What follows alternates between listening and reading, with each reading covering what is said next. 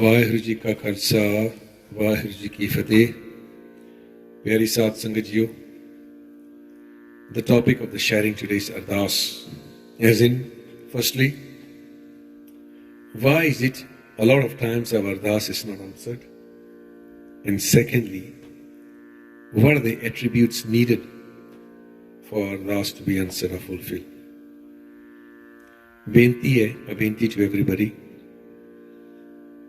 a request to everybody. I recommend you listen to this till the end and also share it with others, as throughout our lives we encounter situations when we need to do Ardaas for ourselves and for our loved ones. So benti parwan karni. Now let's start. Ardaas is a tool. Ardaas is a tool. It's a tool, the most powerful tool given by Guru to his Sikh. It is a tool that we use, or one uses. Sadguru di Bakshish hai. It's a tool given to us. It's used when one is in a helpless state, when one has no one to turn to. So as such, it is very, very important to have the understanding of this tool. This audio may be a bit long, but believe me, it will be worth your while. So please, benti once again, listen to it till the end. Let me give you an overview of what I'm going to share today. It is as follows. First of all, start with what is the meaning of the Ardaas and its purpose. Then I'll move on to when did Ardaas actually start. Followed by our Ardaas today, the words and the physical action. Who do you ask from, or who do you do Ardaas to? And then followed by why our Ardaas does not work. And finally, the attributes needed for our Ardaas to be answered. A good starting point. Let's start by understanding what is Ardaas and move on from there. Let me repeat. Ardaas is the most powerful tool that Guru has given a Sikh. A tool to use when one is helpless, when one has no one else to turn to. Guru Arjan Dev Ji sanu Bani seh dande ne. He tells us in Bani, Ji ki birtha hoye, so Guru pe Ardaas kar. Which means Guru says, when your soul feels sad or helpless, then do Ardaas to your Guru. And Guru tells us that one important thing you need to do when you do Ardaas, Shod Syanap Sagal Mantan Arp Tar. What does that mean? It means suspend all your intellect, all your cleverness, and surrender yourself totally to Guru when you do Ardaas. Now, while Ardaas is a tool to help us in difficult times, it's also a tool to connect to God and to thank God, to praise Him. All this adds to the Ardaas becoming complete, full of gratitude, faith and trust. Let's now move on. Let's understand some definitions of Ardaas given by some scholars. By Kansim Naba, he says Ardaas comes from a Persian word. It's a combination of two words. Arj, Dashat. Arz, Dashat. Arz means benti, which means a request. And Dashat means pesh karna, to present. So in simple terms, Ardaas, it's a means or a method of presenting your requests or your appeal to God. Ardaas is just not a word that describes a physical action. It's just not a word that describes a physical action like Dhan, bowing down or lying flat. It is the Dhan of your mind, your body, and your soul, which means surrendering, a total surrender of your mind, your body, and your soul. That is Ardaas. Now, to move on, let's ground now. Ground this. Ardaas is basically putting forward to Guru the voice of your heart, the inside pain, which we say in Punjabi, tadap or vedana, in total surrender. If I can repeat, Ardaas is putting forward to the Guru the voice of your heart, the inside pain, the tadap, the vedana, and this is done in total surrender. Gurbani tells us, man, you did your first Ardaas when you were in your mother's womb. Before even you were born, Gurbani, Guru Nanak Maharaj tells us, Pehle pehre rehn ke vanjarya mitra, hukam paya garbhas, urd tap antar kare vanjarya mitra, khasam seti Ardaas vikhan hai, urd dhyan liv laga. He says, oh man, you were in your mother's womb when you first did Ardaas. You asked to remain connected to God. You asked to be in love with God. Now, two very interesting things to note here. Follow me. In your mother's womb, or in the mother's womb when we did Ardaas, the difference in what we asked for before we were born and after we are born, that was number one. That's the difference. Meaning, what we asked when we were in the mother's womb and once we were born, there's a difference between what we asked.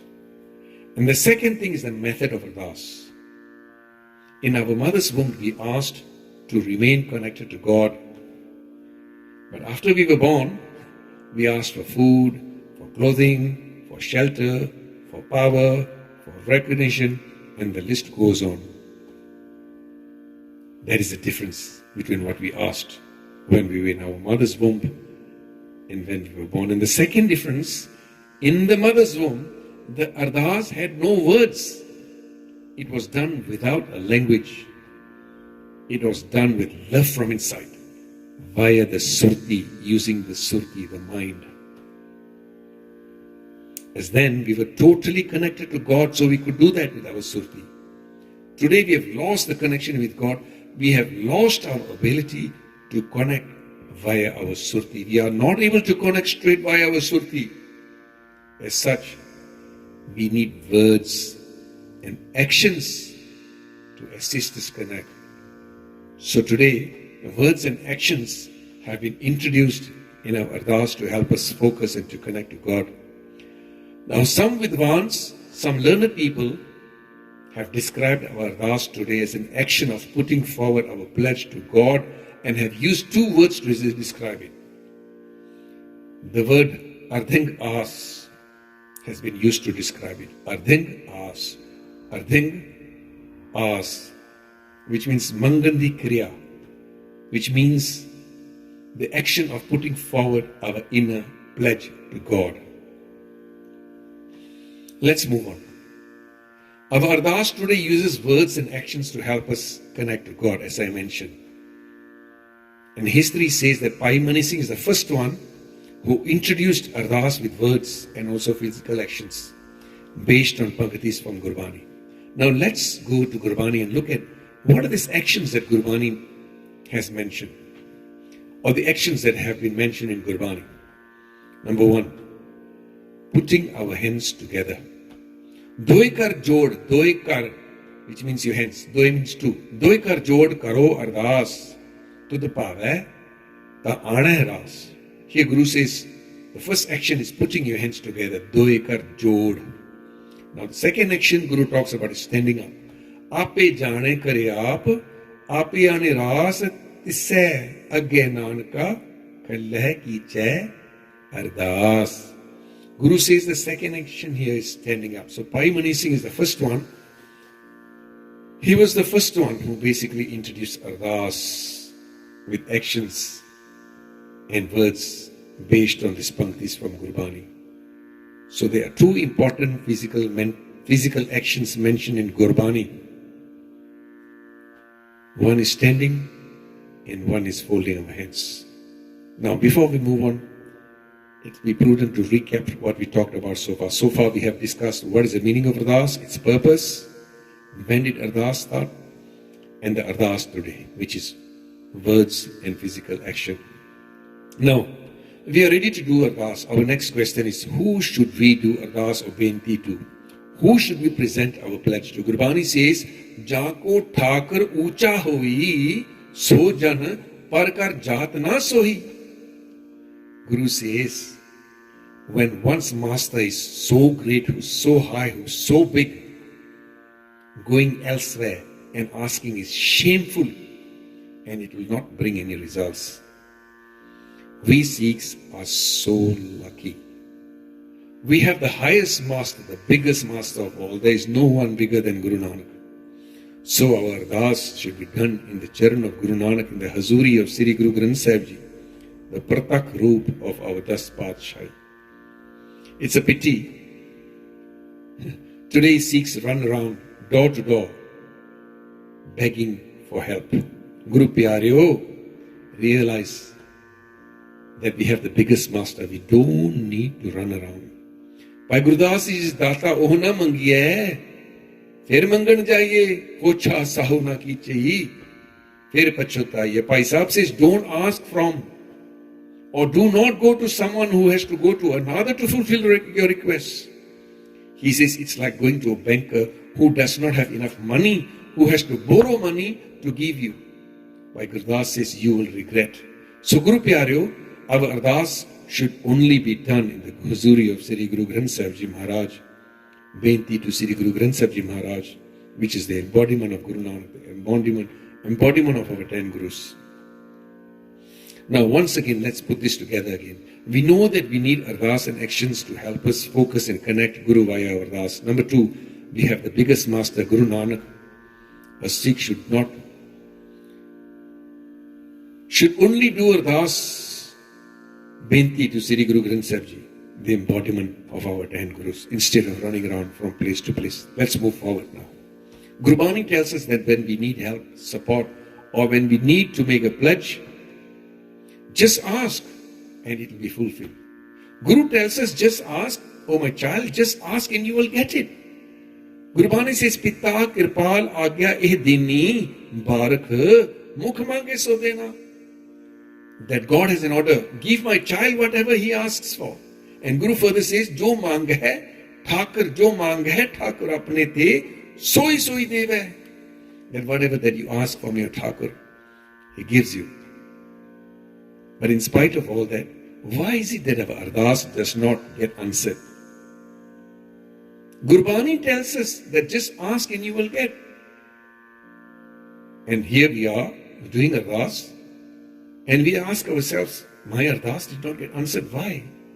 Now if you read the second pankti, if I can repeat, Jo mange Thakur apne te soi soi deve. Read this pankti carefully, in between the lines.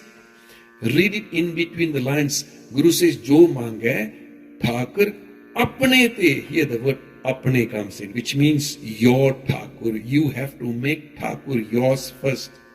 The problem is, we have not made Thakur ours yet. Our Ardaas goes unanswered as we have kept Thakur aside. We have not made him ours yet. The moment we make him ours and become his, Gurbani says the whole world is ours. He gives us everything.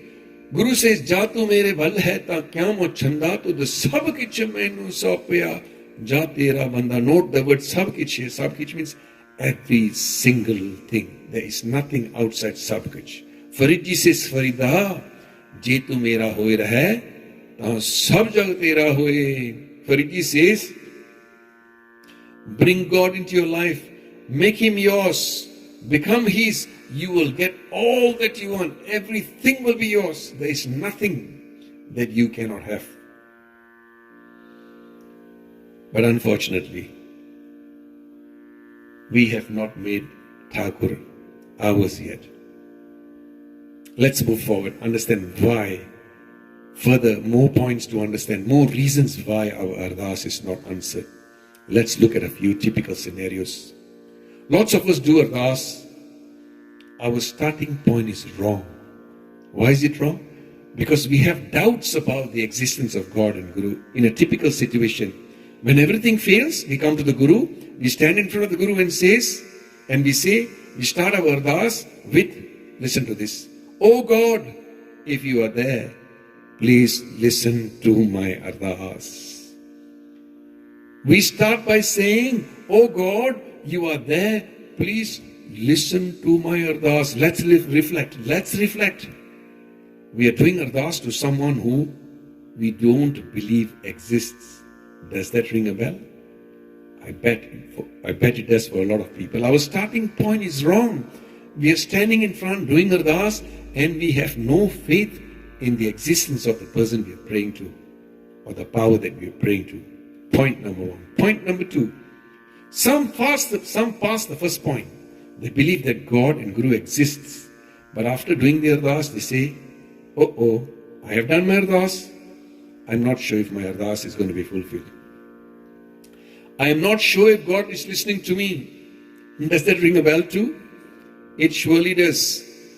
We must have full faith that, man, I have done my Ardaas. We have asked and He has heard our Ardaas and He will surely fulfill our Ardaas. This is the second important point.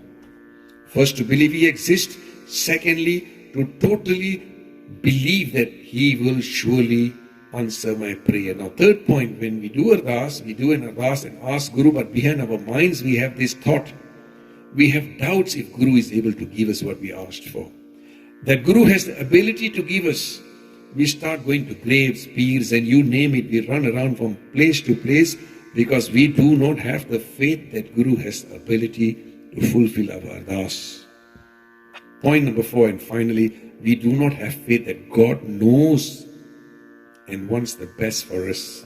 When our Ardaas is not fulfilled, we must have total faith that Guru knows the best. It is for our own good. It may turn out bad for us, and maybe He has better plans for us. Does that all ring a bell? Now let me summarize the 4 points. Point number 1, we do not believe the existence of God. We do not believe that we are doing Ardaas, and we do not believe. We have doubts in the existence of Guru and God. The same entity we are praying to, we have existence of it, we have doubts on the existence of the entity. Point number 2, we have doubts in our Ardaas. I have done Ardaas, I am not sure it's going to be fulfilled.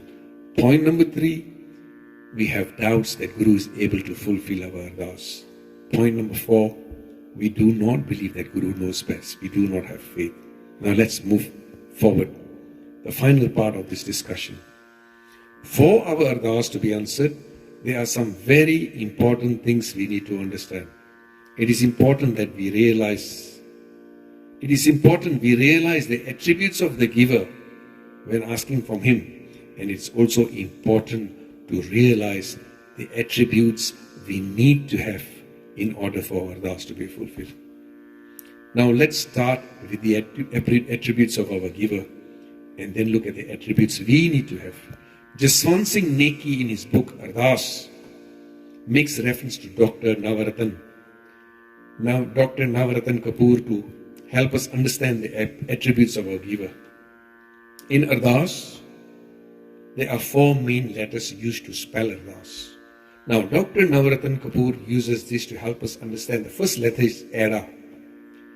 Ada stands for Antarjami. Antarjami means knowing all, meaning He knows what is in our hearts. He knows our future. He knows what we are asking. He knows why we are asking, with which intentions we are asking.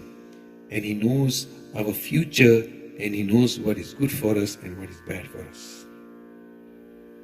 That's His first attribute. Now, second attribute, the second word is Rara. Rara stands for the word Rakhwala. Rakhwala means protector, the one who protects us. Wherever we are, whichever situation we are in, He protects us. Not only He protects us from others, but He protects us from ourselves as well. Meaning, when we ask for something that is not good for us, or when we ask for something that will take us away from Him, He protects us from ourselves. That is why sometimes He does not give us what we ask for. He knows the best for us. He is firstly Antarjami, second is Rakhwala. Now the third letter is Dada. Dada means Data, giver. There is no bigger giver than Him. He gives and gives and gives and gives and gives. He does not judge, He gives and He provides for all. He does not get tired giving. That's His third attribute. And His fourth attribute is, the fourth letter is Sasa. Sasa means Sahara. Sahara means support. When we have no one, He's there for us. When we feel defeated, we go to Him for support.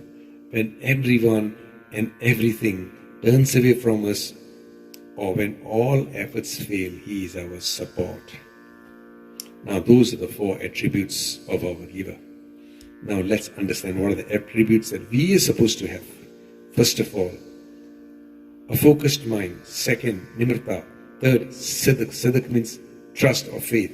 And finally, surrender. Let's start with the first attribute, the ability to focus.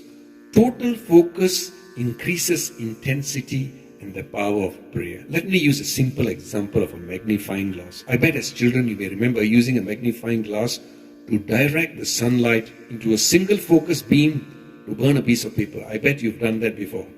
The intensity of the beam increases when it's focused on a point. One single point. Just like that. A focused mind helps increase the intensity of prayer. To repeat the first point, it is important to have a focused mind as it increases the intensity of prayer. And to help get the mind focused and help the mind calm down, it is recommended that one does some jap or bani before Ardaas. First point, your mind has to be totally focused. And to help calm the mind down and to help it get focused, it is recommended that one does some jap or bani before Ardaas. Let's move on to the other attributes. Second attribute needed in Ardaas is nimirta. Nimirta means being humble. Nimirta is a sign of helplessness. Imagine a helpless person in front of you. When somebody who is so helpless comes in front of us, what happens? We automatically feel compassionate. We become merciful towards that person. We think of how can I help this person just like that. When we stand in a state of helplessness in front of the Guru, Guru becomes merciful and blesses us. Kabir uses an example of an ant and an elephant to narrate nimirta. Kabir says, Har hai khand reth mein bikhri, hathi chuni na jaye. Kahe Kabir, Guru pali bujaye, kiti hoy ki khaye. Kabir says, God is like sugar scattered in sand. An elephant cannot pick the sugar, only an ant can. He says, if you want God to be merciful towards you, you have to be humble like an ant, not egoistic like an elephant. Now the third attribute is trust and faith in the giver, which we call siddhak. Bhai Gurdas uses an example of a beggar, a dog, and shoes to help us understand this. A beggar shows up at our door. Now, when a beggar shows up at a door, normally people chase him away. He's chased away so many times. He's chased away again and again and again. But what happens? He returns again and again. He does not stop showing up because he has full faith that the owner of the house will definitely give him something. Paisab uses a second example of a dog. A dog watches its owner eat.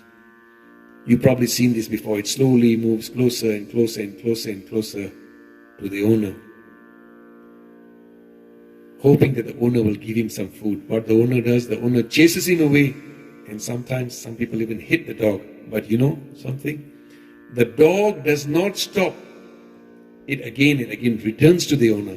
It has full faith that the owner will surely give him something. That is a narration of faith again, siddhak. And finally, Paisab uses an example of shoes. A man wears his shoes all day long. He takes them off when he goes to bed. The shoes remain there in siddhak, saying, "O Malik, O my owner, I will remain here and wait for you to put your feet in me tomorrow." That is a narration of siddhak. Siddhak faith is a very, very important attribute for Ardaas. And the final important attribute is surrender. Doing Ardaas in the state of total surrender is the essence of Ardaas. Guru says, Shod Syanap Sagal Mantana Arpitar. Suspending all intellect, all reasoning, and turning to Guru with total sincerity and surrender.